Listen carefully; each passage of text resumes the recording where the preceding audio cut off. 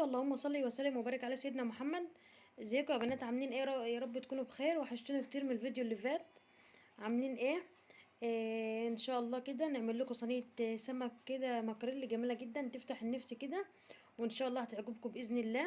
اتمنى بقى لو بتشوفوني لاول مره تشترك معايا في القناه وتفعلي زر الجرس على كلمه الكل عشان يوصلك كل فيديو جديد انا بقدمه.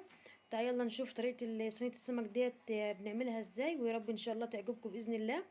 مبدئيا كده هنسمي بسم الله.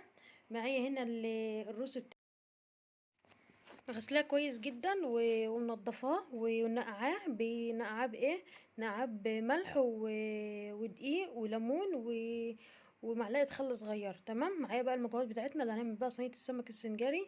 معايا هنعمل تتبيله السمك العاديه اللي هي بتوم وبفلفل وبالبهارات وبالليمون ومع الخل، كله بيتضرب كده في الكبه. ومعايا للصينيه بصل وشرايح طماطم وفلفل. ومعايا